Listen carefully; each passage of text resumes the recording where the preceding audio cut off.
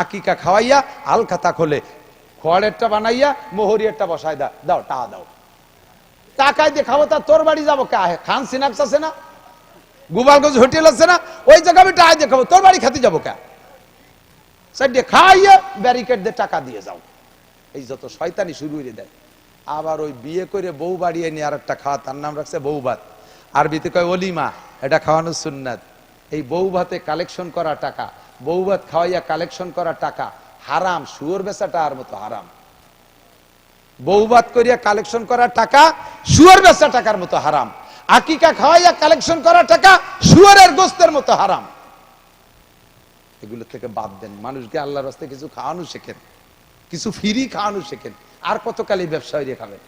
ফিরে যাইয়া 7-8 বছর পরে যখন মুসলমানি দিয়েছে, মুসলমানি দিয়ে ফিরে আবার 3 দিন মাইক বাসাইয়া দেশের দাওয়াত টাওয়াত দিয়ে গরু দুটো মারিয়ে দিয়ে ধুমসা কালেকশন, 10 লাখ টাকায় খরচ, 20 লাখ টাকা ইনকাম হয়েছে। বাপ এখন হুশ হারা হয়ে গেছে। আল্লাহ, এক মুসলমানিতে এই ইনকাম, ছেলে যদি আর একটা থাকতো তাহলে তো আরো 20 লাখ হয়ে যেত। কি এর বুড়ো কালে নিজে আর একবার মুসলমানি নিয়ে প্রতিজ্ঞা করো, আমি ওই রকম যুবক হব ইনশাআল্লাহ। তুমি কি পাইছো রে যুবক? 400 বছর ইবাদত কইরা যুবক কই 1 নম্বর পেয়েছি, যেদিন আল্লাহ পাক আমাকে এই পাথরের মধ্যে বন্দী করে ফেলেছে, সেদিন এই পাথরটা ছিল মিচমিচে কালো। বন্দী হয়ে গেছি, মালিকের কুদরত আমাকে আটকায় ফেলাইছে, বেরোনোর কোনো পথ নাই। নিজে নিজে বুঝে ফেলেছি, পাথরে যখন আটকায় ফেলাইছে মরণ ছাড়া উপায় নেই। বন্দী হওয়ার পরে দেখি পাথরের ভিতরে আমি পরিমাণ জায়গাটা প্রশস্ত হয়ে গেল। যখন প্রশস্ত হয়ে গেল, শ্বাস নিঃশ্বাস নিচ্ছি, আমি মরি না। চিন্তা করলাম জাগাও যখন পাইলাম, মরতেছিও না, বেকার বসে থাকবো কেন, ইবাদত শুরু করে দেই। যখন ইবাদতের প্রস্তুতি নিয়েছি, কে যেন আমার একখান যায় নামাজ পাথরের মধ্যে দিয়ে গেল। বুঝলাম যায় নামাজের উপরে আমাকে নামাজ পড়তে হবে, শুরু করে দিলাম নামাজ পড়ি দোয়া করি, নামাজ পড়ি দোয়া করি, করতে করতে করতে করতে আস্তে আস্তে দেখি পাথরটা খালি সাদা হয়, পাথরটা সাদা হয়। হইতে হইতে হইতে হইতে একদিন এমন সাদা হয়ে গেল, যদি আপনারা বাইরের থেকে আমাকে দেখেন না, আমি পাথরের মধ্যে বৈশা দুনিয়ার সবকিছু দেখি। এটাই হলো আমার ইবাদতের প্রথম প্রতিদান, যে ইবাদতের বদৌলতে আল্লাহ পাক এই কালো পাথরকে সাদা কইরা দিয়েছে। 2 নম্বরে দেখে যায় নামাজের কেনিতে আনসিজন বেমৌসুমি তরু তাজা ফল, মা হাদা ইয়া শাবাব, ও যুবক এইটা কি? হাজার রিজকুম মিনাল্লাহ ইয়ারযুকুনি আল্লাহু তাআলা ফি কুল্লি ইয়াউমিন সালাসা মাররা মিনাল জান্নাহ। এইটা হলো আমার ইবাদতের প্রতিদান। প্রতিদিন রব্বুল আলামিন আমার জন্য জান্নাত থেকে একজন ফেরেশতার মাধ্যমে 3 বার এই আনসিজন ফল পাঠাইয়া দেয়। ঈসা আলাইহিস সালাম বিশাল আশ্চর্য, এখন বলতেই বাধ্য হইছে, আল্লাহ এই যুবকের মতো আবেদ মনে হয় দুনিয়ায় আর অতিবাহিত হয় নাই, আর বর্তমানে মনে হয় এত বেশি নেকির মালিক নাই। আমার বিশ্বাস এইরকম নিরঙ্কুশ ফ্রেশ পরিষ্কার পরিচ্ছন্ন ইবাদত করনেওয়ালা মানুষ কিয়ামতের আগে আর জন্ম নেবে না। কাজেই এই যুবকের মতো এত বড় আবেদ আর মনে হয় নাই আর হবে না। আশ্চর্য হয়ে বললেন, আল্লাহ তোমার দুনিয়ায় কি এত বড় আবেদ আর আছে আর হবে? আল্লাহ পাক জবাব দিলেন, ঈসা তুমি এই যুবকের ইবাদত আর নেকির পরিমাণের উপর আশ্চর্য হচ্ছ, তোমাকে একটা সুখবর শুনাইয়া দেই। তোমার পরে মিম্বাদি কাসমুহু আহমদ, তোমার পরে একজন নবী আসবে, সেই নবীর নাম হবে আহমদ মুহাম্মদুর রাসূলুল্লাহ সাল্লাল্লাহু আলাইহি ওয়াসাল্লাম। ওই নবীর উম্মতের যুবকরা, ওই নবীর উম্মতের যুবতীরা, ওই নবীর উম্মতের বুড়োরা, ওই নবীর উম্মতের বুড়িরা, ওই নবীর উম্মতের কৃষকরা, ওই নবীর উম্মতের শিক্ষিত জনতা, ওই নবীর উম্মতের আলেম পাবলিক, এনিম্যান এভরিবডি, তাদের জন্য আমি প্রত্যেক বছরে একটা রাত বরাদ্দ রেখেছি। রাতটার নাম হলো লাইলাতুল কদর। ওরা যদি এক রাত জেগে ইবাদত করে, এই যুবক 400 বছর ইবাদত করে যেই পরিমাণ নেকির অধিকারী হয়েছে, তাদেরকে এক রাত্রে তার চাইতে বেশি নেকি দেয়া হবে। ঈসা আলাইহিস সালাম, আরে ভাই, যে যা বোঝে সে তা খোঁজে, কতক্ষণ? যে যা বোঝে সে তা খোঁজে। আপনি বিড়ির মজা বোঝেন, বিড়ি কোন জায়গা আছে সে জায়গা খোঁজেন। আমার এই 1 লাখ টাকা দিয়ে যদি কোন হুজুর স্টেজে বসে একটা বিড়ি খানে 1 লাখ টাকা দেবো, সম্ভব? বিড়ি আমি এই জায়গায় এক টান দেওয়ার সাথে সাথে সারা পৃথিবীতে বিড়ি চলে যাবে। এই ধরনের যে টাওয়ার আলারা, এরা ইউটিউবের মাধ্যমে সারা দুনিয়ায় পৌঁছে দেবে নাসির হুজুর বিড়ি খায়। এমনি ওরা যে থাম্বনেল দেয় মাঝে মাঝে, তা দেখলেই লজ্জা করে। আর যদি একটান মারিয়ে দেয় ছবি সহ পাঠায় দেবে, বিড়ি আমি বাড়ি যাওয়ার আগে বিড়ি বাড়ি চলে যাবে। আমি ওর মজা বুঝি না, বিড়ি আমি খুঁজি না। সাহাবায়ে কিরাম নেকির মজা বোঝে, নেকি কোন জায়গা আছে সেই জায়গা খোঁজে। তাবেঈনরা নেকির মজা বুঝেছে, নেকি কোন জায়গা আছে সে জায়গা খুঁজেছে। নবী রাসূলরা নেকির মজা বুঝেছে, নেকি কোন জায়গা আছে খুঁজেছে। সঙ্গে সঙ্গে ঈসা আলাইহিস সালাতু ওয়াস সালাম এই যুবকের নেকিতে এবং আল্লাহ পাকের দেয় ভবিষ্যৎবাণীতে আশ্চর্য হইয়া বলেন, ও আল্লাহ, তুমি কি আমারে আতাজআলুনি উম্মাতা যালিকান নবী, যেই নবীর উম্মতের এত এত পুরস্কার প্রতিদান, তাদের সামান্য ইবাদতে বস্তা ভরে নেকি দিবা। ও আল্লাহ, আমার একটি সেই নবীর উম্মত বানানো যায়। আল্লাহ পাক খুঁটা দিয়ে বললেন, ইয়া ঈসা জাআলতুকা নাবিয়্যান ওয়া রাসূলা, তোমারে নবী বানাইছি, রাসূল বানাইছি। 3 দিন বয়সে জবান খুলে দিয়ে তোমার দ্বারা তোমার মায়ের সতীত্বের সাক্ষ্য দিয়াইছি। দুলনার ভিতরে দুলন্ত অবস্থায় তোমার আগে কেউ কথা বলে নাই। ও ঈসা, তোমাকে 3 দিন বয়সে ইনজিলের মতো বিশাল কিতাব দিয়েছি, তোমাকে 3 দিন বয়সে নবী এবং রসুল বলে ঘোষণা দিয়েছি। এত কিছুতে তুমি খুশি হইতে পারলা না, এরপরে তুমি সেই নবীর উম্মত হইতে চাও কেন?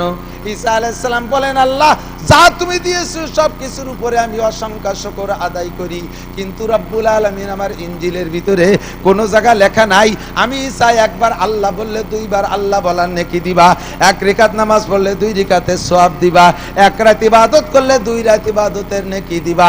এমন ঘোষণা তুমি কোনো জায়গা দাও নাই। তুমি আখেরি নবীর উম্মতের জন্য ঘোষণা দিয়েছো 1 রাত ইবাদত করলে এই যুবকের 400 বছরের চাইতে বেশি নেকি দিবা। এই জন্য সেই নেকির লোভে একটু সেই নবীর উম্মত হইতে চাই। আল্লাহ পাক জবাব দিলেন, ঈসা, ওই নবীর উম্মত হওয়ার প্রস্তাব অনেকেই রেখেছে, আমি কাহারও দোয়া কবুল করি নাই। তোমারে যেহেতু জন্মসূত্রে বাপ ছাড়া দুনিয়ায় পাঠিয়েছি, তুমি জন্মগত এতিম, তোমার বাপ নাই, তোমার মায়ের স্বামী নাই, তুমি জন্মসূত্রে এতিম, কাজেই তোমার দোয়াটা কবুল করা হলো। ফাতাকাব্বালতু দুআক, তোমার দোয়া কবুল করলাম, তোমাকে সেই নবীর উম্মত বানানো হবে। এ যুবক, মানাবুদে মাতাকাজায় মানাবুদ, লুৎফে তু না গুপ্তায়ে মামি শানুদ, আদমি আদাদাইবা জম মুসলমা করদাই, আয় খুদা কুরবা শওয়াম ইহসাবর ইহসা করদাই। আরে ছিলাম না, আল্লাহ বানাইছে, বানাইয়া মানুষরা বানাইয়া শিয়াল কুত্তো বানাইতে পারতেন, আল্লাহ তা না বানাইয়া সৃষ্টির শ্রেষ্ঠ জাতি মানুষ বানাইছে। মানুষ বানাইয়া হিন্দু বুদ্ধ খ্রিস্টানের ঘরে জন্ম দেয় নাই, মুসলমানের ঘরে জন্ম দিয়েছে, মুসলমানের মাধ্যমে পাঠিয়েছে। আরে মুসলমানের ঘরে পাঠাইয়া আবার অন্য নবীর উম্মত না বানাইয়া সেই শ্রেষ্ঠ নবীর উম্মত হিসেবে দুনিয়ায় পাঠাইছে। ও আমার প্রাণ প্রিয় চরমানিকদা, আমার গোপালগঞ্জের বন্ধু যুবকরা, পাগলামি করিস না, মস্তানি করিস না, এলোমেলো হইস না, আমার দিকে লক্ষ্য কর। কত বড় ফজিলত বিনায় চায় পেয়ে গেছো, সেই নবীর উম্মতের পরিচয় দেওয়ার কারণে কিয়ামতে আল্লাহ পাক রব্বুল আলামিন সমস্ত নবী রাসূলকে বাদ দিয়া এই নবীর উম্মতকে আগে জান্নাতের ফয়সালা কইরা তারপরে আল্লাহ অন্য নবীর সাথে কথা বলবে। এই ফজিলত তুমি নাচে পেয়ে গেছো। আই খোদা কুরবা সওয়াম ইহসাব আর ইহসা করা দেয়। আল্লাহ আমার গলাটা তোমার রাস্তায় কাটাইয়াও দিয়ে যদি শহীদ হয়ে যায়, তোমার এই বিশাল অনুগ্রহের শুকর আদায় শেষ হবে না। ঠিক কি না? ওই নবী এসেছিলেন এই মাসে, আপনারা খুশি না বেজার? জোর হলো না, আরো জোরে বলেন আলহামদুলিল্লাহ। আমরা সেই নবীর উম্মত, বলেন আলহামদুলিল্লাহ। নবী এই মাসে এসেছিলেন। অধিকাংশ ঐতিহাসিকদের মত হলো 8ই রবিউল আউয়াল এসেছিলেন। হুজুরের জন্ম রবিউল আউয়াল মাসের 8 তারিখ। 100 জন পূর্বের ঐতিহাসিকদের ভিতরে 98 জনের মতামত হলো নবীর জন্ম 8ই রবিউল আউয়াল, আর মৃত্যু হয়েছে 12ই রবিউল আউয়াল। এ ব্যাপারে কাহারও কোনো সন্দেহ নাই। আমার কথা বিশ্বাস না হইলে আগামীকাল গোপালগঞ্জ যাইয়া কওমি লাইব্রেরিতে আছে সিরাতে মুস্তাফা নামক একটা কিতাব। উপমহাদেশের সবচাইতে বড় ঐতিহাসিকদের ভিতরে আল্লামা ইদ্রিস কান্দলবী রহমাতুল্লাহ আলাইহি, উনি কিতাবটা লিখেছেন অনেক কিতাবের হাওলা দিয়ে রেফারেন্স দিয়ে প্রমাণ করেছেন নবী পাকের জন্ম 8ই রবিউল আউয়াল আর মৃত্যু 12ই রবিউল আউয়ালের মধ্যে কোনো সন্দেহ নাই। জন্ম রবিউল আউয়াল মাসে, এর মধ্যে মাসের মধ্যে সন্দেহ নাই। 12 সোমবার, এর মধ্যে কোনো সন্দেহ নাই। সময়টা ছিল শবে সাদেকের সময়ের মধ্যে কোনো সন্দেহ নাই। কিন্তু তারিখের ভিতরে গড়বড় বাইদা গেছে। কেন? এত বড় নবীর জন্ম তারিখ নিয়ে গড়বড়। আপনারা হুজুররা খালি মতানৈক্য করেন তাই গড়বড় বাঁধাইছেন। আসলে এত বড় নবীর জন্ম তারিখের মধ্যে গড়বড় হওয়ার কথা না। বন্ধুরে, এই নবী যে এত বড় নবী হবে, যে ঘরে জন্ম নেছে সেই ঘরের কেউ তা জানতো না। কথা কন, তা কি জানতেন? হুজুরের মা জানতেন না যে আমার সন্তান মুহাম্মদ নবী হবে। হুজুরের আব্বা তো আগেই মারা গেছে। হুজুরের দাদা খাজা আব্দুল মুত্তালেবও জানতেন না। হুজুরের চাচা খাজা আবু তালেবও জানতেন না। কেউ জানে না যে এই ছেলেটা নবী হবে, এই ছেলেটা এত বড় হবে। কাজেই তার জন্ম তারিখ ঠিক রেখে ভাই ঠিক করে আমরা মনে রাখি, এইটা কেরই ব্রেনে আসে নাই। আজ থেকে 1500 বছর আগে দুনিয়ার লেখাপড়া শিক্ষা দীক্ষার অবস্থা কি ছিল? মক্কার ওই এলাকার ওই সময়টাকে বলা হতো আইয়ামে জাহেলিয়াত। চরম বর্বরতা। বর্বরতা বলার মানে কি সে বর্বর বলে শেষ করতে পারবো না। মেয়ে সন্তান, কন্যা সন্তান হইলে বাপের ইজ্জত যায় মনে করিয়া জীবিত সন্তানকে কবর খুঁজে দাফন করে দিয়ে দিত। আপনাদের ভিতরে কেউ কি আছেন এদিক টাকার? আমরা ওই পাশালারা, মানিহার ব্রিজের ওই পাশালারা আপনাকে কিন্তু জন্মের ভয় পাই। ওই ভাষার থেকে কেউ রে শুয়ে কথা কইনি। ওই ভাষার কেউ যদি যায় তাহলে ওই ভাষাতে শুয়ে কথা কইনি যে গোপালগঞ্জ যা লাগবে না চরমানিক জেলারা কি সবাই ফেলবে না। এই উশৃঙ্খল বিশৃঙ্খল পার্টি যারাই আছেন, এমন কি কেউ আছেন যে একটা মেয়ে সন্তান, কন্যা সন্তান অনাকাঙ্ক্ষিত আপনার পছন্দ হয় নাই, জন্ম হয়ে গেছে, তারে নষ্ট করার জন্য বিভিন্ন প্রকার তদবির চালাইছেন, ওষুধপাতি খাওয়া খাই বহু কিছু করছেন, তারপরও তা ঠেয়াতে পারে না, উইয়েই গেছে। তা হয়েছে, তাও এমন হয়েছে নাকটা বুসা, কান ভাজা ভিটের মতো কুড়া, চোখ চায় একদিক দেহে আর একদিক, একেবারে কাউসার মতো কালা। রাগ করিয়া এই বাচ্চাটারে তার মার পিটেতে পারেন, কিন্তু বাচ্চাটারে কি তাজা মাটি দিয়ে ধুতে পারবেন? কেউ আছেন? আছেন? কেউ আছেন? এত বড় মূর্খ, এত বড় জাহেল আর বর্বর এই যুগের মানুষ না, ওই সময়কার মানুষ এরকম ছিল। যারা হজে গেছেন তারা চেনেন কি চেনেন না আমি জানি না। পাবলিক হাজি সাহেবদেরকে ওই মুআল্লিম হাজিরা এগুলো চিনেও না দেখানোর ভয়তে। আর আমি তো কিতাবে পড়ি টড়ি একেবারে রন্দে রন্দে খুঁজে বেড়াই। 6-7 বার গেছি, ইঞ্চি ইঞ্চি মাটি খুঁজছি যে জায়গা কোন জায়গা কি আছে। বাবে আব্দুল আজিজ মক্কা শরীফ হেরেম শরীফে মসজিদে ঢুকতে মিসফালার থেকে এই পাশে যাইতে, বাবে আব্দুল আজিজে ঢুকতে তার বাম পাশে একটু পশ্চিম দিক, যে আমার খেয়ালে পশ্চিম, একটু পশ্চিম দিক যে একটা নিচে জায়গা আছে। মক্কার কাবার পাশ দিয়ে বহুত বড় বড় বিল্ডিং, 30-40-50 তলা বিল্ডিং ভাঙ্গে তছনছ করে হেরেম শরীফের মসজিদের মধ্যে নিয়ে আসতেছে। মসজিদের জায়গায় সংকুলন হচ্ছে না, সেই সব জায়গা মসজিদ বানাচ্ছে। অথচ তার প্যাসের ভিতরে এই যে আমাদের এখানে যতটুকু জায়গা না, এই যে ঈদগাটা, এর দ্বিগুণ জায়গা পরিমাণ হবে, এর দ্বিগুণ পরিমাণ জায়গা হবে। এই জায়গাটা আজও খালি পড়ে রয়েছে, নিচে কিছু করে না। আমি এই রোজার পরে আমার 2 ছেলেরে নিয়ে গেছিলাম উমরায়, তাকে দেখাই নিয়ে আসছি। ভবিষ্যতে তোরা এসে আবারও দেখবি বড় বড় বিল্ডিং ভেঙে মসজিদ বানাচ্ছে, অথচ এই জায়গা কিছু বানায় না। আমি সৌদি শাহকে জিজ্ঞেস করছি এই জায়গাটা কি, এখানে কিছু বানায় না কেন? কয় যে এই জায়গা কয়েকবার চেষ্টা করা হয়েছে, এখানে কিছু আর কিয়ামত পর্যন্ত করা হবে না। এই জায়গা বিল্ডিং করার জন্য, স্থাপনা করার জন্য পিন বসানো হয়, ওই যে কি বলে, কি machine, piling machine. Piling machine দিয়ে এখানে পিন বসানো হয়, 1 থেকে 1.5 হাত মাটির নিচে যায়। এরপরে যদি প্রেসার দেওয়া হয়, এমন বেগে ধমধম করে শব্দ হয়, পুরো মক্কা শহর কেঁপে ওঠে। এর কারণে এই জায়গা ছেড়ে দেওয়া হয়েছে। এই জায়গা কি, আমরা ইতিহাসে পূর্ব থেকে পড়ে আসছি। এই জায়গা দেহিয়ায় কালবি, ওই যেই সাহাবার রূপ ধরে জিব্রাইল আসতেন হুজুরের কাছে, সাহাবার নাম দেহিয়ায় কালবি। ওই দেহিয়ায় কালবি কাফের থাকা কালে এই জায়গা তার 14টা মেয়েকে জীবিত দাফন করে দিয়েছে। আমি বলে দেই যে দেখবেন, গুনিয়ে দেখবেন, 14টার বেশি, 15টা না এবং 13টাও না। ও দেশে তো, আমাদের দেশের তো কবরে এত যত্ন করে না। ওই কবর বলে ওই জায়গায় জায়গায়, সব জায়গা তো মানে বালু, মানে মরুভূমির বালু, ওই সিলেকশন বালুর মতো। ওই কয় জায়গা 14টা পয়েন্টে একটুক একটুক সাইজের ছোট বড় পাথর দিয়ে আলাদা আলাদা করা আছে। এই 14টা পয়েন্টে 14টা কবর, তারা জীবিত সন্তানকে দাফন করে দেয়। কত বড় বর্বর যুগ! মূর্খ, অশিক্ষিত, দাঙ্গাবাজ, ফাঁকিবাজ, যত প্রকার অন্যায় আছে সব তারা করতো। কাবা ঘরের মধ্যে রেখে 360টা মূর্তি রেখে পূজা করতো। তাহলে বর্বরতার কোথায় চলে গেছে? সেই মূর্খদের ভিতরে জন্ম নিয়েছে বিশ্বনবী মুহাম্মদ রাসূলুল্লাহ। এই বাচ্চাটা যে সে এত বড় নবী হবে বংশের কেউ জানে না, কাজেই তার জন্ম তারিখ ঠিক রাখে নাই। কিন্তু তার বড় মোহাব্বতের চাচা, যেই চাচার নাম আবু লাহাব, যেই আবু লাহাবের নামে আল্লাহ সূরা নাজিল করছে তাব্বাত ইয়াদা আবি লাহাব। এই আবু লাহাব নবী পাকের মোহাব্বতের চাচা, আপন চাচা। আবু লাহাব অপেক্ষায় আছে আমার ভাবি আমেনার গর্ভে কি হয়, আমার ভাইটা মারা গেল ভাবির কি হয়, এই অপেক্ষায় রয়েছে। সারা রাত সন্ধ্যা রাত্রে ব্যথা উঠছে, আর সেই ব্যথার অপেক্ষায় করতেছে কখন ডেলিভারি হয়। সবে সাদেকের সময় আবু লাহাবের বান্দির নাম সুয়াইবা, ও দৌড়ে আইসে কয়, মালিক আপনার সেই মরা ভাই আব্দুল্লাহর স্ত্রী আমেনার গর্ভে এমন একটা সন্তান জন্ম নেছে, আপনিও দেখেন নাই, দুনিয়ার কেউ ওরকম সন্তান দেখে নাই, আমি তো দেখি নাই, আরো কিয়ামত পর্যন্ত ওইরকম সন্তান জন্ম নেবে না, এটা আমার ধারণা, এমন একটা সন্তান জন্ম নেছে। খবরটা শোনার সাথে সাথে আবু লাহাব তার এই শাহাদত আঙ্গুলের ইশারা দিয়ে আমার আপনার কি বলা হয়, তার ওই সুয়াইবা বান্দিটাকে আজাদ করে দিয়েছে। কন্যা সুবহানাল্লাহ। আজাদ মানে স্বাধীন করে দেয়, একদিন বান্দি ছিল স্বাধীন করে দিয়েছে। এই প্রতিদানে আবু লাহাব যে এই আঙ্গুলের ইশারা দিয়ে সুয়াইবারে আজাদ করে দিয়েছে বিশ্বনবীর খবর দেওয়ার কারণে, এর কারণে আবু লাহাব চির জাহান্নামী হওয়া সত্ত্বেও প্রত্যেক সোমবারে তার এই শাহাদত আঙ্গুলটাকে আল্লাহ ঠান্ডা করে দেয়, আর সেটাকে সারাদিন ভরে চষে আর একটু ঠান্ডা পানি পায়, তাইতে সোমবারের দিন তার কলিজাটা একটু ঠান্ডা হয়। জাহান্নামে যাওয়ার পরও আবু লাহাবের প্রত্যেক সোমবারে এই শাহাদত আঙ্গুল ঠান্ডা করে দেওয়া হবে, আর সে পানি চুষে চুষে পান করবে। বলতে চাইছি সেই দিন থেকে নিয়ে নবীর 40 বছর বয়স পর্যন্ত নবুয়তি পাওয়ার খবরের আগ পর্যন্ত আবু লাহাব প্রত্যেক সোমবারে নবীর জন্মদিবস পালন করত।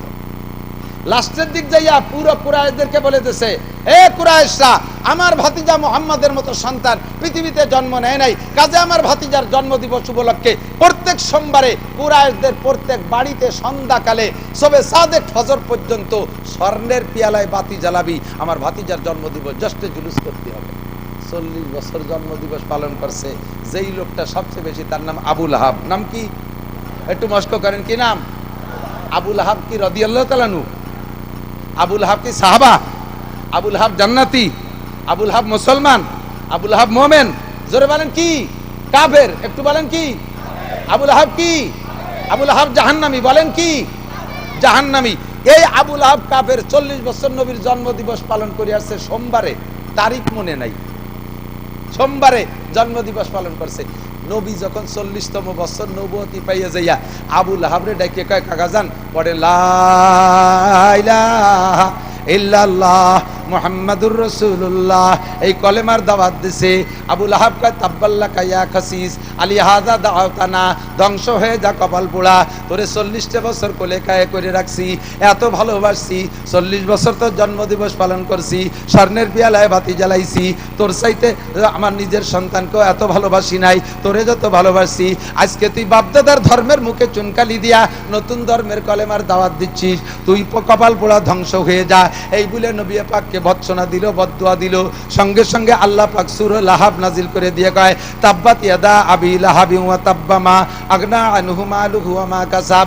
আমার মুহাম্মদ ধ্বংস হবে না, আমার মুহাম্মদ ধ্বংস হবে না, ধ্বংস হবে আবু লাহাবের 2টা হাত। তুই একবার বদদুয়া করেছিস আমার নবীকে, আর তোর নামে বদদুয়া চলবে ডেলি লক্ষ লক্ষ বার। ও ভাই আমার প্রাণ প্রিয় বন্ধুরা, গোপালগঞ্জবাসী সাক্ষী দাও, সারা পৃথিবীতে 800 কোটি মানুষের ভিতরে 200 কোটি আছে মুসলমান, 200 কোটি মানুষের ভিতরে ফেলায় ছাড়াইয়া 10 কোটি মানুষ তো ডেলি নামাজ পড়ে কমপক্ষে। কতক্ষণ? 10 কোটি মানুষের ভিতরে লাখখানিক মানুষ তো কমপক্ষে তাব্বাতে তো শুরু তো পড়েই সারা পৃথিবী জুড়ে। তাহলে ওই একবার নবীকে বদদুয়া দিছে, আর ডেলি আমরা তাব্বাতে দা শুরু পড়ে লাখ লক্ষ লক্ষ বার ওর নামে বদদুয়া পাঠাই। এই আবু লাহাব নবীর জন্মদিবস পালন করছে। নবী কলেমা নবী নবুয়তি পার পরে সাহাবায়ে কেরামকে কলেমা পড়ানোর পরে আর কোন সাহাবা জন্মদিবস পালন করে নাই, কোন সাহাবা জন্মদিবস পালন করে নাই। এবার আমি শেষ ফিনিশিং বলে দেই দোস্ত, ধরে নেন নবীর জন্মদিবস 8 তারিখ নয়, 12ই রবিউল আউয়াল, যেটা আমাদের কাছে প্রসিদ্ধ। কথা কি বোঝা যাচ্ছে? ভুল থাকলে ভেঙে নিয়ে যাবেন। 8ই রবিউল বাদ দিলাম, 12ই রবিউল ফিরে গোড়ায় চলে আসলাম। ধরে নেন 12ই রবিউল আউয়াল নবীর জন্ম তারিখ। তো 12ই রবিউল আউয়াল নবীর জন্ম তারিখ, আর নবীর মৃত্যু তারিখও কত? কতক্ষণ কয় তারিখ? 12ই রবিউল আউয়াল। এবার এই দুইটা একই দিনে 12ই রবিউল আউয়াল দুইটা প্রতিদ্বন্দ্বী হয়ে গেছে, জন্ম দিবসের ঈদ আর মৃত্যু দিবসের শোক। কথা বলেন ঠিক কি ঠিক না? এখন আপনি কোনটা পালন করবেন আবার একটু বুঝে নেন। আপনার একটা সন্তান, আপনার জীবনের প্রথম সন্তান, একেবারে চাঁদের মতো ফুটফুটে একটা বাচ্চা জন্ম নেছে, নাক টিয়ে ঠোঁটের মতো, ঠোঁট দুটে পানপন কিচ্ছু খায় না, আলতা মাখায় না, কেমন যেন একেবারে লাল টকটকে।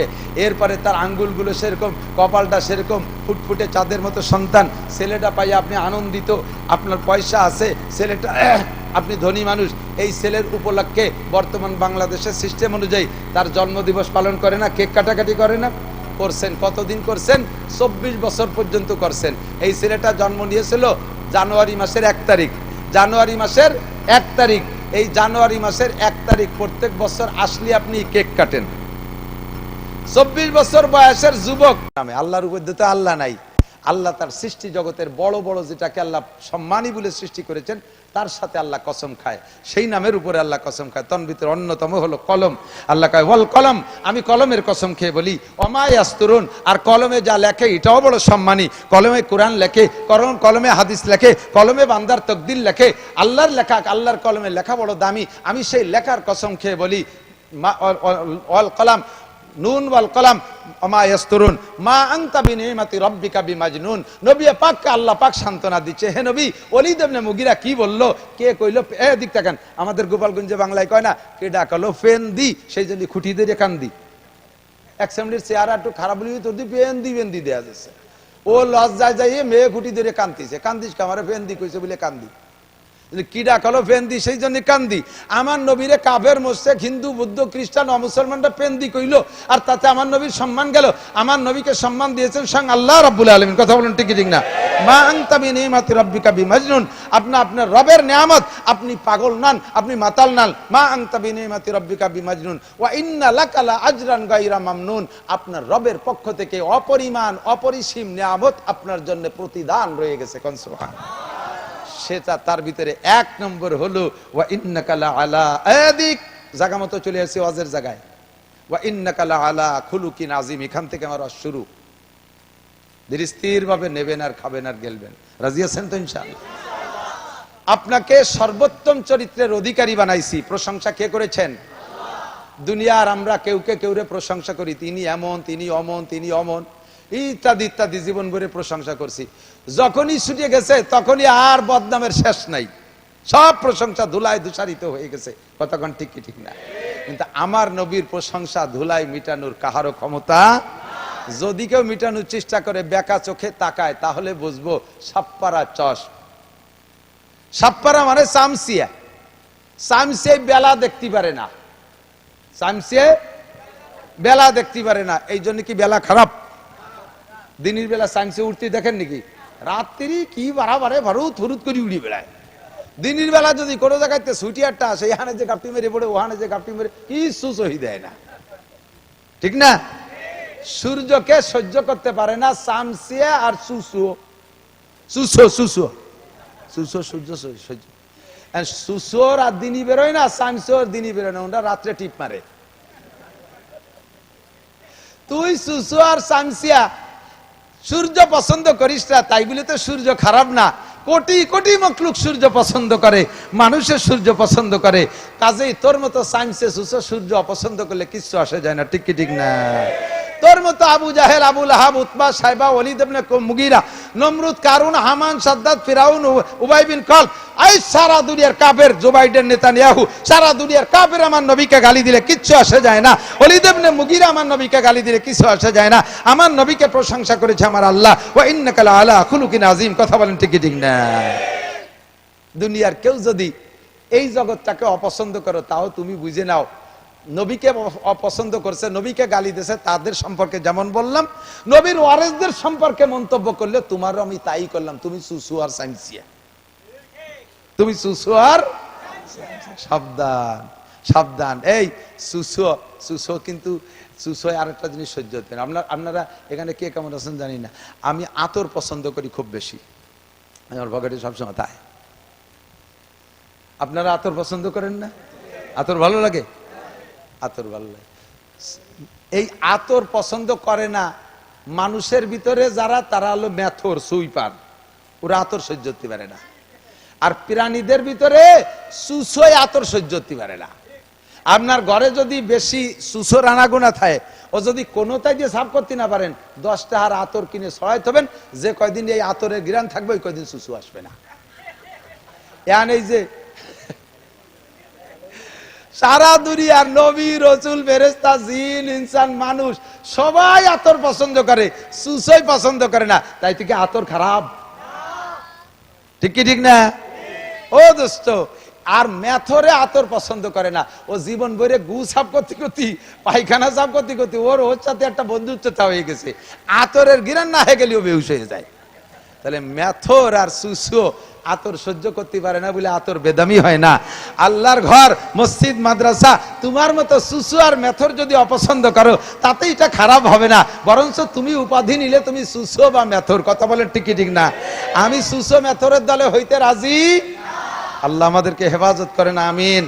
নবী পাককে আল্লাহ বলেন, ওয়াইন্নাকা লাআলা খুলুকিন আযীম, আপনি সর্বোত্তম চরিত্রের অধিকারী, আপনার মতো চরিত্রের অধিকারী কেউ নাই। কাজেই আপনার চরিত্রটাকে আমি কি বানাই দিলাম, হে উম্মতরা, দুনিয়ার মানুষ জেনে নাও, লাকাদ কানা লাকুম ফি রাসূলিল্লাহি উসওয়াতুন হাসানা, তোমাদের জন্য মুহাম্মদুর রাসূলুল্লাহর মধ্যে রয়েছে উত্তম আদর্শ। খেয়াল করেন নাই? আমাদের উত্তম আদর্শ কার মধ্যে? মুহাম্মদুর রাসূলুল্লাহ সাল্লাল্লাহু আলাইহি ওয়াসাল্লাম। কথা সন্দেহ আছে নাকি? আরে ভাই, আমরা গোপালগঞ্জের মানুষ বঙ্গবন্ধুকে ভালোবাসি, কিন্তু উনি আমার জিন্দেগির সম্পূর্ণ সংবিধান দেওয়ার ক্ষমতা রাখে না। সম্পূর্ণ সংবিধান দেওয়ার ক্ষমতা রাখে? জিয়াউর রহমান রাখে?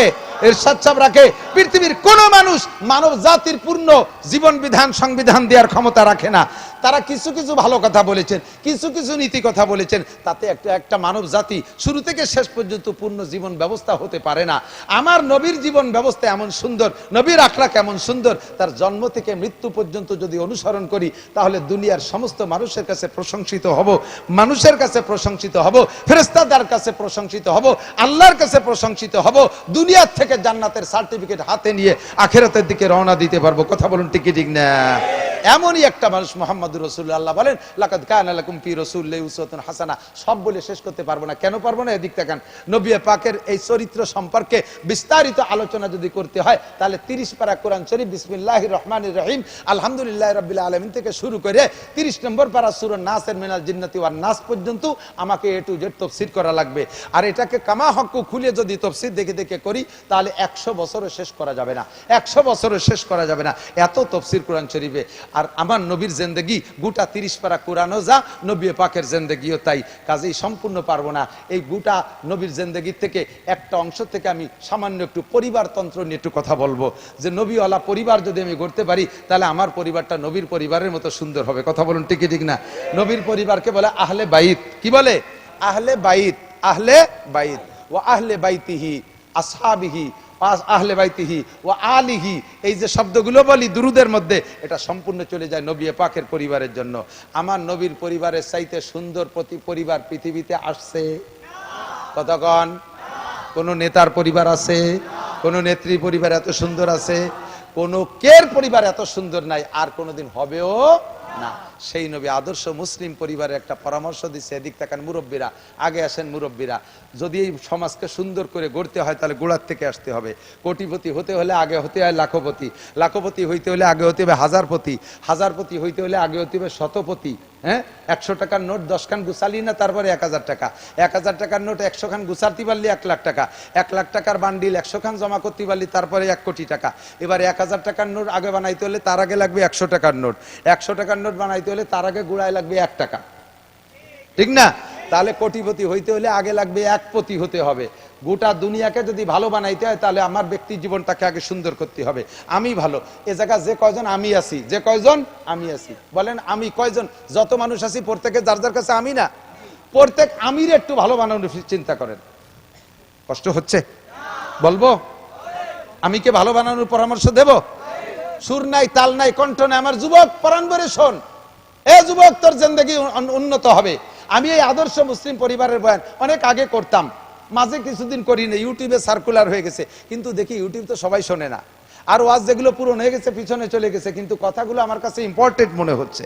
বিভিন্ন অনুষ্ঠান প্রোগ্রামে যাই, সেখানে যে দেখি শরিয়ত বিরোধী অনেক উল্টোপাল্টা কাজে, এগুলোকে আবারও ফিল্ডে আনতে হবে ইনশাআল্লাহ। আদর্শ মুসলিম পরিবার। আমার সেই সময়ের বয়ান শুনে বহুত যুবক তার সিদ্ধান্ত পরিবর্তন করে ফেলাইছে, স্টাডিং বাম থেকে ডানি নিয়ে আসছে।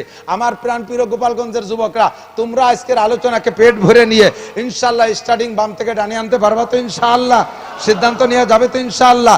সুখী একটা জীবন যাপন পাবা, সুখী একটা জীবন পাবা ইনশাআল্লাহ। এর জন্য শর্ত হলো, আগে মুরব্বীদেরকে পরামর্শ দিচ্ছে, আল্লাহ তাআলা আদেশ করছেন, এই মুরব্বীরা আমার দিক তাকান, আনকিহুল আয়ামা মিনকুম ওয়াসসালিহিনা মিন ইবাদিকুম। একটা মানব জীবনের তো শুরু আছে, আমি কোন জায়গা থেকে শুরু করব?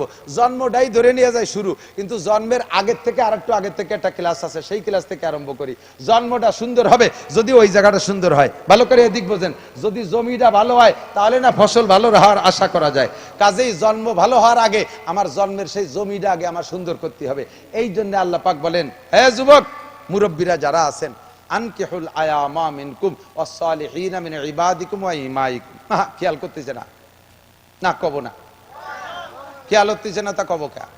আমার বুক ব্যথা হতেছে আর উন্ডা আর এক দিক চেয়ে বসে রয়েছে। এতক্ষণ অস করি নেই, যেটুক কব সেইটুকির জন্য আইসি গুছাই গেছাইয়া। দৈরি ইতর দোয়ানো যায় না, আগের তে ফানানো লাগে না, এই জন্য আগের তেল ফানাই ফুনে গুছাই আনছি। এখন হলো দোয়ানোর সময়। এই সময় বালতি ছড়াই নিয়ে গেলে দুধ বাড়ি যাবে না, আমি দোয়াই ফেলবো, মাটিতে পড়ে যাবে, তুমি বাড়ি নিতে পারবা। মুরব্বীদের জন্য আল্লাহ হুকুম দিচ্ছেন, সমাজের সবচাইতে বেশি উচ্ছৃঙ্খল, সমাজের সবচেয়ে বেশি উচ্ছৃঙ্খল বুড়োরা না যুবকরা? কথা কয় না। মদ খায় বুড়োরা না যুবকরা? গাঁজা খায় কারা? ইয়াবা খায় কারা? গান গায় কারা? গান শোনে কারা? ফেসবুকের ল্যাংটা ছবি দেখে কারা? জারি যাত্রা, করসা, গাজির গান, গুণযাত্রা, আড্ডা করে কারা? কারা করে? কোন না কেন? যুবকরা। ঠিক কি ঠিক না? অপহরণ করে কারা? ধর্ষণ করে কারা? ইফটিজিং করে কারা? মুরগি চুরি করে কারা? ধন্যবাদ, যুবকরা নিজেরাই সাক্ষী দিছে। এই বুড়ো কইছো, তোকে বাড়ি কোন বুড়ো করে কা, সেই বুড়োরে আগে ধরি। এবার এই যুবকদের উদ্দেশ্যে আল্লাহ পাক বলেন, মুরব্বীদেরকে অর্ডার দিচ্ছেন, এই মুরব্বীরা, আনকিহুল আয়ামা মিনকুম ওয়াসসালিহিনা মিন ইবাদিকুম ওয়া ইমাইকুম। তোমার পরিবারের যুবক, অ্যাডাল্ট, সাবালেক যত ছেলেরা আছে, যুবকরা আছে, এদেরকে বিয়ে দিয়ে দাও, এদেরকে বিয়ে দিয়ে দাও। যুবতী মেয়ে যারা আছে তাদেরকে বিয়ে দিয়ে দাও, যারা অ্যাডাল্ট হয়েছে, সাবালিকা হয়েছে, বিয়ে দিয়ে দাও। মেয়েরা কয় আমরাও তো চাইতেছি, বাপরা কয় যে আমরাও তো চাইতেছি যে বিয়েগুলো হয়ে যাক, কিন্তু মেয়েকে বিয়ে হয় হোক, কিন্তু 16, 18, 20 বছরের ছেলেকে বিয়ে দিতে করছেন, সে সব করিয়ে খাবে কি? কামাই নাই, রোজগার নাই, আরো একদিন ছিল আমাকে নিজেকে ক্ষমতা একায়দা ঠেলি ঠুলি গাছ জোর হলেও চাকরি নিয়েছেন, বৈষম্যর নাম কইয়ে তো আমাকে গেটি ধরে বাড়ি ফেটাইতেছে। এমন এইগুলোরে বিয়ে দিতে করছে, ওটারও আমার খাতে বউ খাতে, আর 8-9 মাস জাতি না জাতিতে টপাটপ প্রোডাকশন শুরু হয়ে যাবে, শেষে সে এতগুলো ফালবো কি এরিয়া? এই হাসি হবে না, তালি হবে না, বুঝে নিতে হবে। এ ভাই, রুজির মালিক কে? আমাদের চাকরি ছুটোই দেশে, সারা বাংলাদেশের থেকে গোবাইলেরা যাই চাপ হয়ে যাচ্ছে, তাতে তো আমরা এই মাস দেড়েক না খেয়ে মরি যাচ্ছি। হ্যাঁ, চেহারা কি বাড়ি খারাপ হয়ে গেছে নাকি? স্বাস্থ্য খারাপ হয়ে গেছে? আমাদের তত্ত্বাবধায়ক সরকার, অন্তর্বর্তীকালীন সরকার আমাদেরকে খাওয়াবে না, বিগত সরকার আমাদেরকে খাওয়ায় নাই, যার দুনিয়ার মানুষ একটু ওসিলা হতে পারে। খাওয়ায় কে? পড়ায় কে? বাঁচায় কে? আমা মিন দাব্বাতিন ফিল আরদি ইল্লা আলাল্লাহি রিজকুহা। প্রত্যেকটা প্রাণীর রুজির জিম্মাদারি কার হাতে? আল্লাহ পাক তাই বলেন, বিয়ে দিয়ে দাও। চাকরি বাকরি আর এস্টাবলিশ হইয়া, স্বনির্ভর হইয়া তারপরে বিয়ে করবে, এই অপেক্ষা করো না। এই অপেক্ষা করতে করতে কবে সে ভালো চাকরি পাবে, কবে সে এস্টাবলিশ হবে, ততদিন পর্যন্ত যত আকাম কুকাম করবে, যত আকাম করবে, যৌবনের ধাক্কায় যুবকরা সমস্ত আকামের গুনাহ যে করবে সে তো মোটা অঙ্কে পাবেই পাবে। তার ফ্যামিলির মুরব্বীরা যারা তার বিয়ে ঠেয়ায় রাখছে, তারা এস্টাবলিশটা করে বিয়ে দেবে না বলে ধাক্কায় বাধায় রাখছে, অথচ ছেলেটা বিয়ে করতে চায়, ওই ছেলেটা যত অন্যায় করবে সম্পূর্ণ গুনাহ তার আব্বার আমলনামায় জমা হবে। কাজে তাইলে খাবে কি রে, তা করলেন না? আল্লাহ পাক নিজেই বলেন, আমি বলি না, ইয়া কুনু ফুকারা যদি তুমি বিয়ে দিচ্ছ না যে ভয়ে, অভাবের ভয়ে, সেই ছেলেরা বা তুমি যদি অভাবী হও, ফকির হও, ফকিরের জমা ফুকারা, যদি তারা ফকির হয়, আল্লাহ নিজেই বলছেন বিয়ে দিয়ে দে, বিয়ে দিয়ে দে, তাড়াতাড়ি বিয়ে করায় দে, ইউগনিহিমুল্লাহু মিন ফাদলিহি, বিয়ের পরে আল্লাহ তাআলা তাদেরকে ধনী বানায়া দেবে। ওয়াদা কার? আল্লাহ মাসে একবার ওয়াদা খিলাফ করে? বছরে একবার ওয়াদা খিলাফ করে? কোনদিন ওয়াদা খিলাফ করে? আমার আল্লাহ কইলে ধনী বানায় দেবে, তুমি কোন চিন্তায়? কয় তালি হ্যাঁ ঠিক আছে বিয়ে দেব। আল্লাহ দেয় কি না দেয়, এই জন্যই বিয়ে দেওয়ার সময় ছেলের শ্বশুরির কাছ থেকে 2 লাখ টাকা কন্ট্রাক্ট নিয়ে নেই, যৌতুকের হিসাব। আস্তাগফিরুল্লাহ, কন্যা আস্তাগফিরুল্লাহ। এ যুবক, বিয়ে সংক্রান্ত আসতে দাও, কথা বলো। তাহলে বিয়ে করার জন্য হুকুম করছেন কে? আল্লাহ। বিয়ে দিয়ে দাও। এবার বিয়ে সংক্রান্ত কথা, বিয়ে করবা কোন জায়গা? নবী পাক সাল্লাল্লাহু আলাইহি সাল্লাম বলেন, মেয়ে দেখে বিয়ে করো, মেয়ে দেখে বিয়ে করো। দেখবে কে? আমাদের সমাজে প্রথা আছে, মা আর বাপ দুইজনরে ফাটাই দেয়, উন্ডা দেখি আমারে কাউ সাওয়াইনি দিলি আমার কোনো কথা নাই। আগে তো মা বাপের প্রতি আস্থা ভালো আছে বলে কাউ সাইনে দিলিও কোনো অভিযোগ নাই।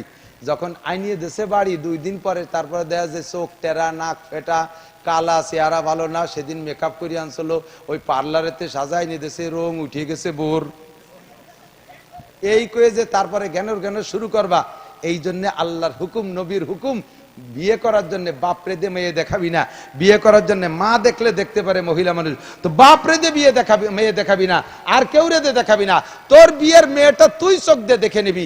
বিয়ের আগে ছেলেকে বিয়ে মেয়ে দেখা সুন্নাত। হুজুর অর্ডার করেছেন, হে মক্কা থেকে যারা মদিনা হিজরত করে আসো, তোমরা আনসারি মেয়েদেরকে বিয়ে করতে যাচ্ছ, আনসারি মেয়েদেরকে দেখে নি, ওদের কিন্তু চোখ একটু গোলা হয়, তাদের চোখ একটু গুলা হয়। তোমরা মক্কিরা চোখ কালা, এরা চোখ গুলা, শেষে তোমাদের গ্যাঞ্জাম হবে, একটু দেখে শুনে নিয়ে নিও। এই জন্য দেখার অনুমতি আছে। দেখবে ছেলে পাঠাই দিয়েছে দুলোবাইরে, দুলোবাই দেখিয়ে আসবে। দুলোবাই তোমার জন্য মাইয়ে দেখতে যাইয়ে চয়েস করে ফেলাইছে, মাইয়ে তো হ্যান্ডসাম একেবারে প্রিয়াঙ্কা চোপড়া, আর দুলোবাই বানাইছো তুমি ওইটারে যেই বুন্ডা দিয়ে, সেই বুন্ডা তো ইন্টারন্যাশনাল হাফসি, ধুমসা কালা, দাইপুও কালা। তো তোমার জন্য বউডা দেখে চয়েস করে আইছে, আইসে কয় তোমার যা কর দরকার কইয়া, দেরি করিস না, নিয়ে আয়। তোমারে বিয়ে দিয়ে আনার পরে এরপরের থেকে তোমারে বিদেশে পাঠানোর জন্য তোমার দুলোভাই খুব ব্যস্ত হয়ে গেছে। টাকা নাই, পয়সা নাই, জমি 1 বিঘে বেচিয়ে দুলোভাই শালারে, শালার বেটা শালা সহ পাঠাই দিয়েছে বিদেশে। তোমারে পাঠাই দে, এরপরে স্টার্টিং ঘুরে দিছে। তোমার বুন্ডার কপাল পোড়াবে তোমার দুলোভাই, কিছুদিন পরে তোমারে বিদেশে পাঠাই দিয়া। এই জন্য শরীয়তের বিধান, জীবনে কোনোদিন দুলোবাইরে বউ দেখতে দিবি না। বালকার মন্দ দুলোবাইরে বউ দেখতে দিবা না। দুলোবাইয়ের বউ দেখা হারাম, তোমার বউকে তোমার দুলোবাই দেখা হারাম, আগেও দেখা হারাম, পরেও দেখা হারাম। কিন্তু আমাদের পূর্বে দেখেছি, ইদানিং আল্লাহর রহমতে আমাদের বয়ান শুনতে শুনতে পরিবর্তন হয়ে আসছে। বিয়ে করে আনার পরে স্বামী স্ত্রী দুইজনে একসাথে দুধ ভাত খাবে, এইটা সুন্নাত। উনি বউডারে বাড়ি নামাই তোয়ার পরে উনার গেটি ধরে খেদাই দিচ্ছে, উনি মাইদুর রাস্তায় দিয়ে মুখ উচরে ঘুরে বেড়াচ্ছে, আর ওর বউরে দিয়ে আর ওর দুলোবাইরে দিয়ে মালা দিয়ে ফেসাই দিচ্ছে, দুধ ভাত তোরা দুইজন খা। একটা কুপ্রথা সমাজে ছিল কি ছিল না? এটা সম্পূর্ণ পরিহার করতে হবে। এগুলো বাদ, এগুলো চলবে না। মেয়ে দেখবেন, কেমন মেয়ে দেখবেন? এ যুবক ভালো করে মনে রাখো, ধলা একটা দেখলি লাফাই পড়ো না। বংশীয় মেয়ে খোঁজো, শিক্ষিতা মেয়ে খোঁজো।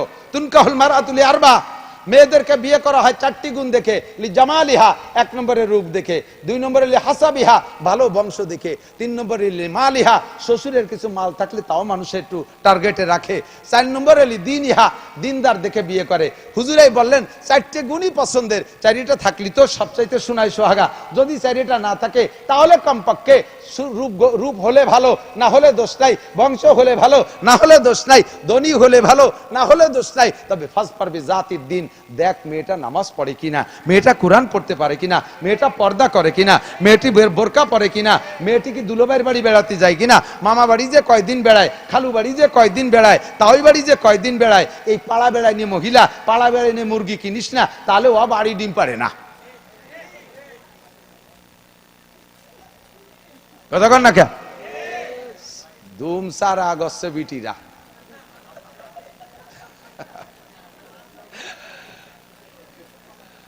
আল্লাহু আকবার। উচিত কথা কবরে মাসি, তাই সারমানিক দিয়ে আরেকবার আসিয়েন না আসি। মেয়েদের বিয়ে করার জন্য এবার আমার মা মুন্ডাও যারা পর্দার আড়ালে আসো, আমি কিন্তু যুবকদেরকে রেডি করে ফেলাইছি, তোমরা আর স্কিন টাইট প্যান্ট পাজামা পরা মাইয়ে বিয়ে করবা, ঠিক আছে তো? রেডি রেডি 1 2 3, তার মানে এমনই বিয়ে করে ফেলাম, তাই নাকি? 3 তো ফাইনাল। সাবধান, সতর্ক। আমি যুবক রেডি করে ফেলাইছি। এবার আমার বাপ বুন্ডা মেয়েরা, পর্দার আড়ালে যারা আছো, তোমরা যদি আমার এই সুন্দর যুবক দিনদার যুবকদের সাথে বিয়ে বসতে চাও, তাহলে স্কিন টাইট পাজামা ছাড়ো, তুমি ঘোড়া মার খাটো গনি ছাড়ো, মাথায় চুল কাটা ছেড়ে দাও, বব কাটিং বাদ দাও, হাতে পায়ে নখ পালিশ বাদ দাও। তুমি কিন্তু রিজেক্ট হয়ে গেছো, তোমাকে এরা নেবে না, তোমাকে এরা নেবে না। তুমি 250 মিটার 500 মিটার হাই স্কুল মাঠে দৌড়াইয়া জিতে তুমি কলস নিয়ে আইছো, তুমি ওই জায়গায় আর একটা ঘোড়া খুঁজে বেড়াও। আল্লাহর রহমতে আমার এই যুবকরা তোমার মতো বেহায়া বেপর্দা মহিলাকে তারা কিনবে না। কথা বলেন ঠিক ঠিক না? ফাজফারবি জাতির দিন, দিনদার মেয়ে খুঁজে নেন। এবার দিনদারের সাথে সাথে আরেকটা জিনিস খুঁজতে বলছে হুজুর। এদিক তাকান, হুজুর আরেকটা জিনিস বলছেন, হ্যাঁ কি বলা হয়, তাজাওয়াজুল ওয়াদুদ আল ওয়ালুদ ফাইন্নী মুকাসিরুম বিকুমুল উমাম। যে বংশের মেয়েরা সন্তান বেশি দেয় সেই বংশে বিয়ে করো। আল্লাহ কি কইলো, আর একটা শেষ বেলা এসে কি একটা ফেসে ফেলাই দিল। আমরা দি ছেলে হোক মেয়ে হোক, একটা অথবা 1.5টা অথবা 2টা, এই সিদ্ধান্ত নিছি। আপনি অত ভিড়ির মধ্যে আমাকে পাঠাবেন কে? এদিক চাকান। যে বংশের মেয়েরা বেশি সন্তান দেয়, হুজুর বললেন সেই বংশে বিয়ে করো। কেন? কয় কি, ফাইন্নী মুকাসিরুম বিকুমুল উমাম। তোমারও তাহলে সন্তান বেশি হবে আশা করা যায়। আর সন্তান তোমার বেশি মানে আমার উম্মত বেশি, তোমার সন্তান বেশি মানে আমার উম্মত বেশি। আমি কিয়ামতের ময়দানে যাতে সব নবীর চাইতে বেশি উম্মত নিয়ে উঠতে পারি, এই ব্যাপারে তুমি আমার প্রোটেকশন দিয়ে সহযোগিতা করবা। এই জন্যে যে বংশের মেয়েরা বেশি সন্তান দেয় সেই বংশ বিয়ে করে সন্তান ঠেকাইও না, নষ্ট করো না। কারণ তুমি জানো না, তুমি জানো না যে কোন সন্তানটা ভালো হবে। প্রথমটা চেহারা ভালো, মনে করছে এইটা যথেষ্ট, এরপরে আর একটা হয়ে গেছে, বাস তুমি মহা খুশি, এরপরে আর পছন্দ করতেছো না। কিন্তু এই দুটো ভবিষ্যতে বড় হলে কি হবে তা তো তুমি জানো না। চেহারাই তো মানুষ না, মানবতা তো আলাদা জিনিস। কথা বলেন ঠিক না? ও দুটো বড় হলে কি হবে তা তুমি জানো না। এরপরে তোমার নামে আর দুটো বাজেট ছিল, সেই দুটো তুমি নিলে না, সেই দুটো তুমি নিলে না। সে দুটি আল্লাহ তাআলা দুনিয়ায় পাঠাই ছাড়বে, পাঠাই দিয়েছে সে দুটি অন্য জায়গা। কিন্তু তুমি যে দুটি পেয়ে খুশি হয়ে থামিয়ে গেছো, সেই দুটি বড় হয়ে কি হয়েছে, একটা এরশাদ শিকদার আর একটা কানা জাহাঙ্গীর। আন্তর্জাতিক খ্যাতি সম্পন্ন 2 ডাকাত। আর যে দুটি তুমি নিলে না, তোমার নামে বরাদ্দ ছিল। আরে বরাদ্দ কিছু থাকলে নিয়া না নিয়ার একটা বিষয় আছে। আমাদের এই রোড বরাদ্দ আছে, এই রোড বরাদ্দ আছে, মাল সব রেডি হয়ে গেছে, কিন্তু যখন কন্ট্রাক্টর আসছে, স্থানীয় যুবকরা কয় চাঁদা দিতে হবে 2 লাখ। এই ব্রেক দিয়ে দিয়েছে, ফ্যামিলি প্ল্যানিং শুরু করে দিয়েছে, ব্রেক দিয়ে দিয়েছে। 2 লাখ চাঁদা না দিলি, এবার সরকার ওরা যে কন্ট্রাক্টর ডিসি স্যারে বলছে, স্যার ওরা 2 লাখ টাকা চাঁদা না দিলি কাজ করতে দেবে না। ডিসি স্যার বললেন বরাদ্দ যা হবার হয়ে গেছে, যেহেতু স্যার মানিক দেয়ালা নিল না, ওটা ঘোষের স্যার দিয়ে দে। তুমি না নিলে আর এক জায়গায় চলে যাবে, বরাদ্দ হয়ে গেছে। সন্তান 4টে তোমার বাড়ি বরাদ্দ ছিল, তুমি 2টি নিয়ে ব্রেক করে ফেলাইছো, 2 লাখ টাকা চাঁদা দিছো, চাঁদা চাইছো। আল্লাহ কয় হবে না, চাঁদা দিয়ে দি, ওই বাকি 2টি দিয়ে দে, একটা সরমুনাই দে, একটা গোফের ডাঙ্গা দে, একটার নাম শামসুল হক ফরিদপুর, একটার নাম ফজলুল করিম সরমুনার পেশাব। ওই 2টি তোমার নামে বরাদ্দ ছিল। যে 2টি গোষ্ঠীরে ভালো বানাবে তাই নিলে না, আর যে 2টি দেশে পাইন মেরে ছাড়িয়ে দিচ্ছে সেই 2টি নিয়ে তুমি খুশি থাকছো। কাজেই ঠেহাস নে, যে কটা আল্লাহ দেয় অতি দে। খাতি দেবো কোন জায়গায়? সরকারি কানুনের। আরে সরকার আমার কি ছাতা দেয়? সরকার নিজেই তো এখন দেশে নাই, আমরা খাচ্ছি না। কথা বলেন ঠিক ঠিক না? সরকার নাই, আমরা খাচ্ছি না। সরকার নাই, আমরা খাচ্ছি না। তাহলে সরকারের হুকুমে আমি ছেলে মেয়ে কেন কম নেব? আমি আমার বাপের 8 নম্বর সন্তান। তোমার দুনিয়ার সরকারের সিদ্ধান্ত যদি আমার আব্বা আমল করতো, তাহলে আমি নাসির কোথায় থাকতাম? আজকে সারা দুনিয়া ভরে ওয়াজ করে বেড়াচ্ছি, দেশের মানুষ আমাদের উপকৃত হচ্ছে। তাহলে তোমার কথা মানলি, আমার আব্বা যদি সেই কথার পর আমল করতো, আমার মতো নাসির দেশের মানুষ পাতো কোন জায়গায়? তুমি সরকারও আসবে, তোমার বাপের 8 নম্বর সন্তান, তুমিও তো তোমার বাপের 6 নম্বর সন্তান। তোমার বাপ যদি ওই সিদ্ধান্ত নিত, তোমার মতো সোনাচান পিতেলে গুগু কোন গাঙ্গের মধ্যে আমরা জাল খেয়ে তালাশ করে বের করে আনতাম। কাজেই আমরা সরকারের সিদ্ধান্ত মানতে রাজি না। সন্তানের ব্যাপারে কার সিদ্ধান্ত? কার সিদ্ধান্ত? তাজাওয়াজুল ওয়াদুদ আল ওয়ালুদ ফাইন্নী মুকাসিরুম। আমি 7টা সন্তানের বাপ, আমি 5টা ছেলে 2টা মেয়ের বাপ।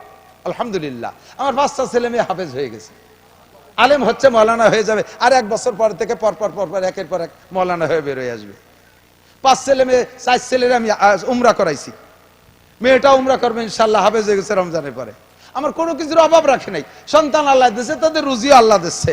আফিস সামায়ে রিজকুকুম ওয়া মা তুআদুন, আসমান থেকে রিজিক আসে, আসমান থেকে ক্ষুধার গজব আসে। কাজে আমি আসমানি রিজিকের ভরসা করি, আসমানি রিজিকে বিশ্বাস করি। আমি সন্তান কম নিতে রাজি না। আল্লাহ তাআলা আমাকে নেক সন্তান দান করুক, বলেন আমিন।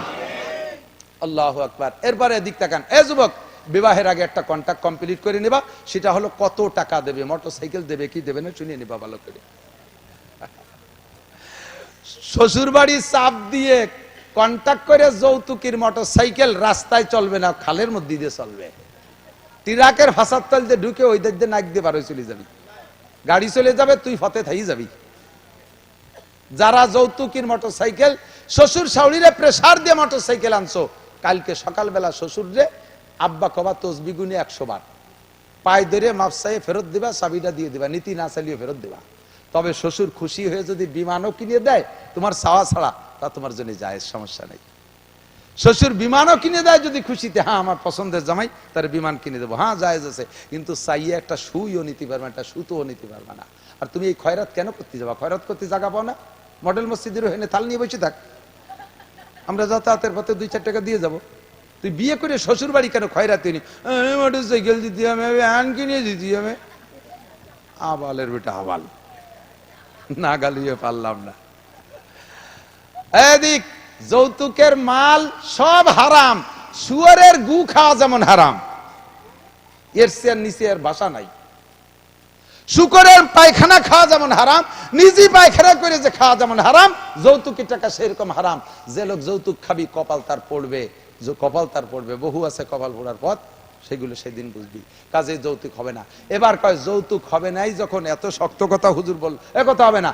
যৌতুক যখন খাওয়াই যাবে না, তাহলে একেবারে তো ছাড়িয়ে দিয়ে যায় না। এবার ছেলের বাপ কয়, নাসির হুজুর যেভাবে দেশের মানুষ টাইট দিয়ে কইল, যৌতুক যখন নিয়েই যাবে না, তাহলে শোনো কয়জন খাওয়াই দেবে লোক? মেয়ের বাপরে ধরছে, কত লোক খাওয়াবা? যৌতুক তো নিলামই নেয়া, কত লোক খাওয়াবা? কে তোমার খাওয়াবে? কে খাই থাও না কোনো জায়গায় সুসোদ দল। এ বাড়ি খাতে যাবি কীর্তি, তুমি এবারে কামাই রেথি হয়েছো। ও বেটা মাইয়ে জন্ম দিয়ে অন্যায় করছে, সে 16-18 বছর পর্যন্ত মেয়েটারে লালন পালন করে, লক্ষ লক্ষ টাকা দিয়ে লালন পালন করে মেয়েটারে কলিজা ছিঁড়ে যাচ্ছে। তোমার বাড়ি যেদিন বিদায় দেয়, সে শোকে শোকাক্রান্ত মেয়ের বিদায়তে, তারপরে আবার তার কাছ থেকে তুমি এভাবে লুটিয়ে ফুটিয়ে খাইয়ে আসবা? বাপের বসে খাইয়ে থাও না কোনোদিন? এদিক বিয়ে সংক্রান্ত মেয়ের বাড়ি কোনো খানা হবে না। বিয়ে সংক্রান্ত খানা সব ছেলের বাড়ি, বিয়ে সংক্রান্ত খানা সব ছেলের বাড়ি। বরযাত্রী কন্ট্যাক্ট করে যাওয়া হারাম, বরযাত্রী কন্ট্যাক্ট করে যাওয়া হারাম। যদি মেয়ের বাপ স্বেচ্ছায় বলে, বিয়ে আমি কার কাছে মেয়েটা দিচ্ছি, আমার একটা আত্মতৃপ্তি আছে, আপনি চেয়ারম্যান সাহেবকে, মৌলানা সাহেবকে, হাফেজ সেকেন্দার সাহেবকে একটু নিয়ে আসবেন, স্থানীয় 2-5 জন মুরব্বী নিয়ে এসেন, কমপক্ষে 10টা লোক নিয়ে এসেন, অথবা 20 জন মানুষ নিয়ে এসেন, আমি তাদের হাতে আমার মেয়েটাকে একটু গুছিয়ে দেবো, আমার একটা আত্মতৃপ্তি থাকবে। এইভাবে যদি তিনি বলে, আর সাথে বলেও দেয় যে আমার বাড়ি কিন্তু একক তো খাইতে হবে, ওনাদের মেহমানদারি হবে, তাহলে 20 জন নিয়ে যাবেন, তাহলে খাইবেন। নইলে যদি খাওয়ার দাওয়াত না দিয়ে মুখস্থ খালি কয় 20 জন নিয়ে আসবেন, তাহলে 20 জন নিয়ে যাবেন ঠিক, কিন্তু এই 20 জন ও বাড়ি খাবে না। আপনারা কয় বাবুটা খেজুর কিনে নিয়ে যাবেন, মসজিদের মধ্যে বিয়ে হবে, খেজুর ছিটাই দেবেন, উন্ডা কুড়োই বুড়োই খাইয়ে পথে এক কলের তেটু পানি খেয়ে বাড়ি চলে আসবে। ও বাড়ির কলের পানিও খাতে পারবেন না।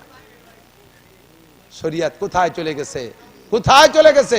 তুকু যাওয়া সুন্নতে আহমদ কো যা, তুকু যাওয়া সুন্নতে আহমদ কো যা, बा मोहम्मद का बुवाद निस्बत तुरा।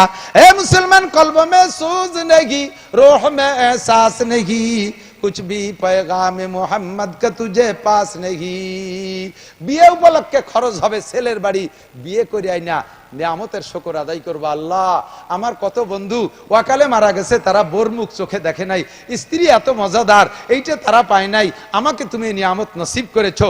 বউটাকে আইনে ঘরে বসে, এই এদিক তাকান, বউটারে এনে ঘরে রাইখা সর্বপ্রথম বাসর রাত্রে সুন্নত শুনিয়ে নাও যুবকরা, যারা বিয়ে করো নাই তারা, আর যারা বিয়ে করছেন তারা তো মিস করছেন, তারা আজকে রাত্রে যে দরকারে আমল করেন, দেখি আল্লাহ মাইনে নিলে নিতে পারে।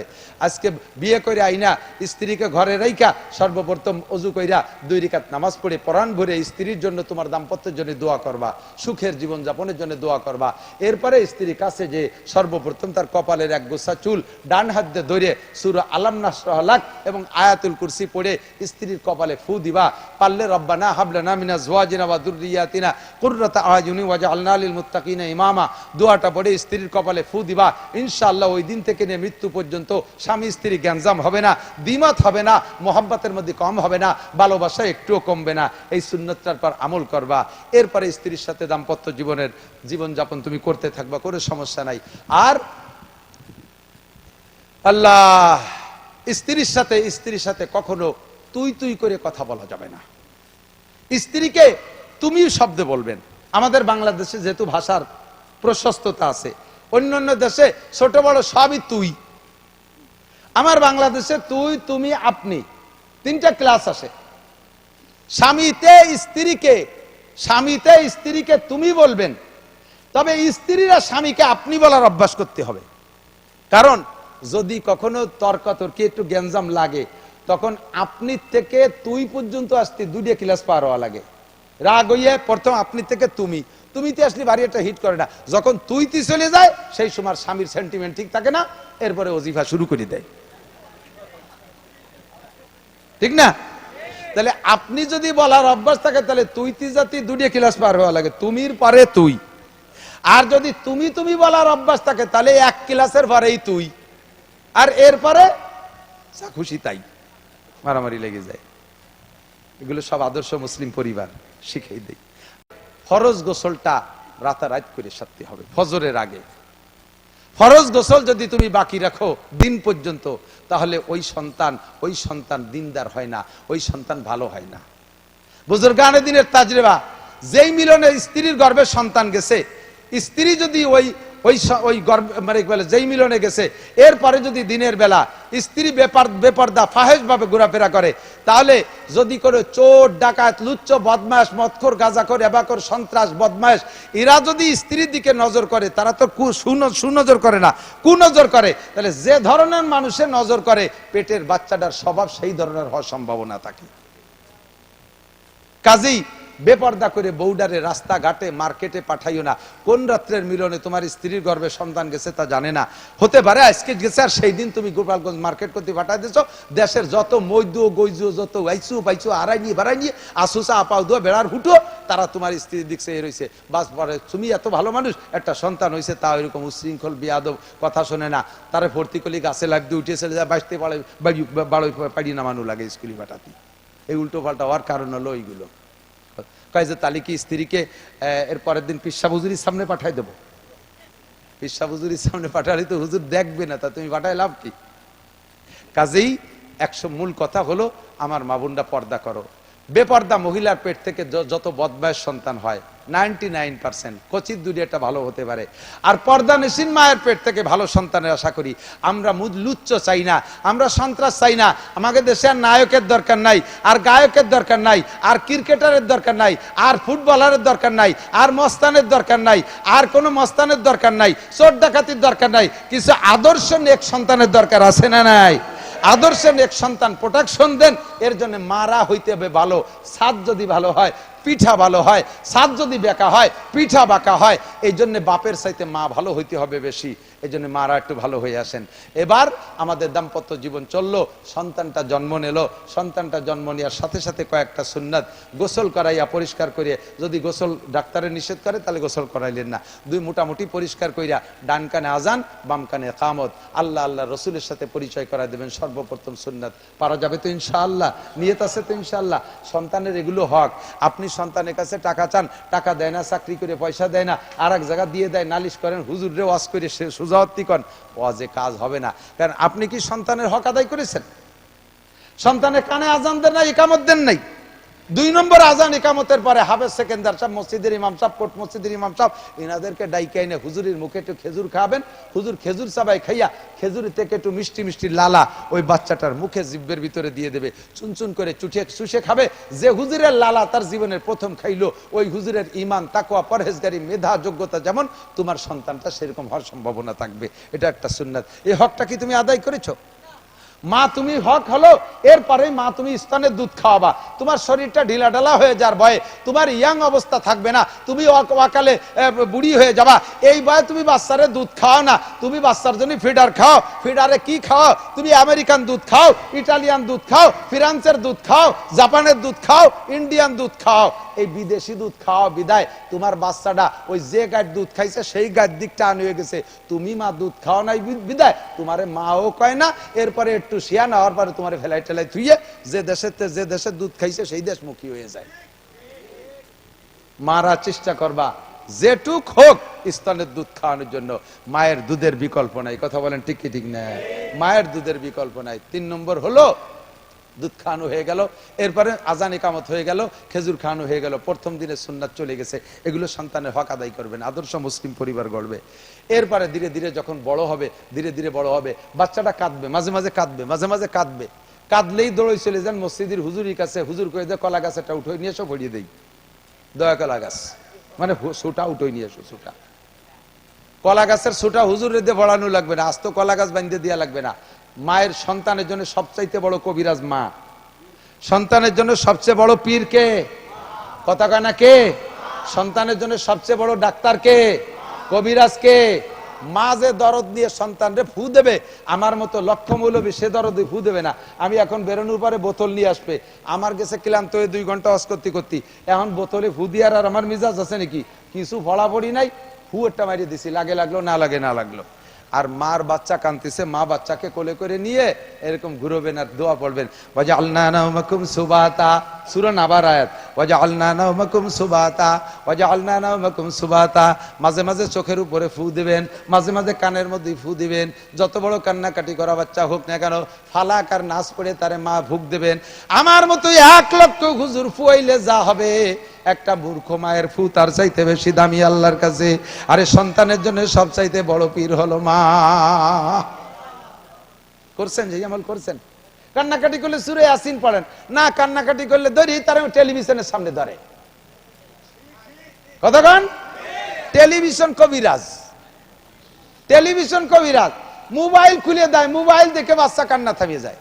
তাহলে জন্মের সাথে তারা টেলিভিশন আর মোবাইলের প্র্যাকটিস করাইছো, এই জন্যই দেন না ফুটিয়ে পড়ার সাথে সাথে 2-3 বছর পরে মোবাইলের এত ভক্ত, মোবাইলের জ্বালায় মাদ্রাসায় পড়তে পারে না, মোবাইলের জ্বালায় স্কুলে যেতে পারে না, মোবাইলের জ্বালায় ঘুম নাই, শুকাইয়ে কাটা হয়ে গেছে রাতে 1টা 2টা 3টে পর্যন্ত মোবাইল দেখতে দেখতে। কথা কন না কেন?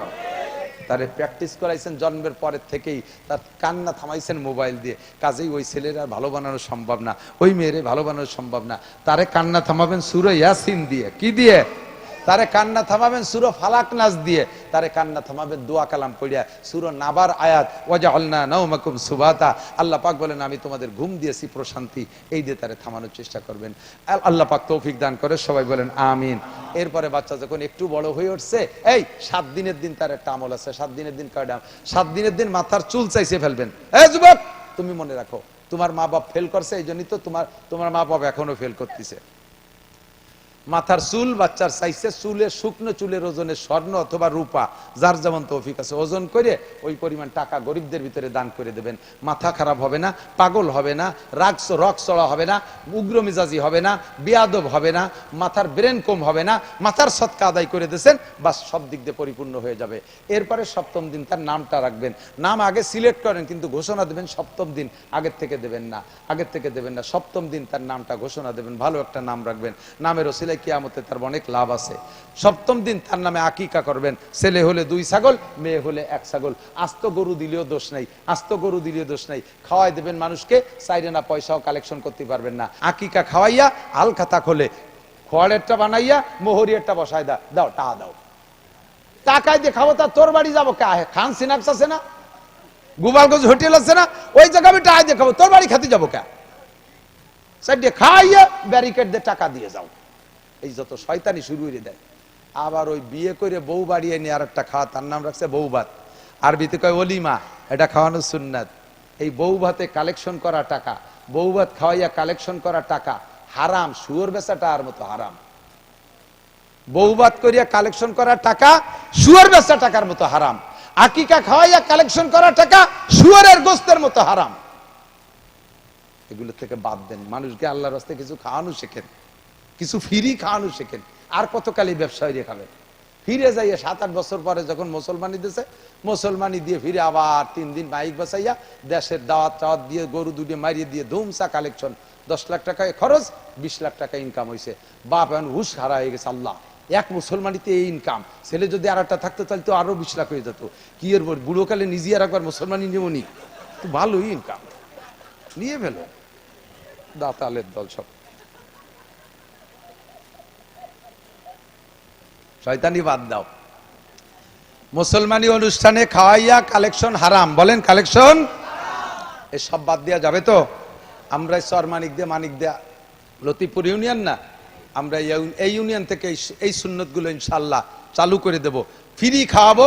কোনো এই যে কথাগুলো শুনতে, কথাগুলো আমলে আনার চেষ্টা করবো। আল্লাহ কবুল করে বলেন আমিন। যখন 7 বছর বয়স হবে আগে তারে মক্তবে পাঠায় দেবেন। কেজি কিন্ডার গার্ডেন 7-এর আগে ভর্তি দেবেন না। ফুটিয়ে বার হইছে, চোখ ফোটে নাই, 3 বছর 4 বছরে তা কেজি স্কুলে পাঠায় দিয়েছে। 10 খান বই দিয়েছে, তা বইয়ে নিতে পারে না, উটির ফিটির মতো বোঝা উঠে দিয়েছে পিঠে। 2 দিন যে আর বল নাই, শেষে স্কুল যেতে যা ফল বই না, 10 খান বই অট্টুক বাচ্চা কি পড়বে?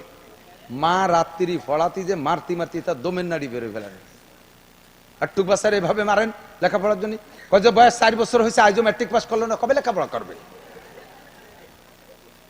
4 বছর সব তো পড়ে ফেলে।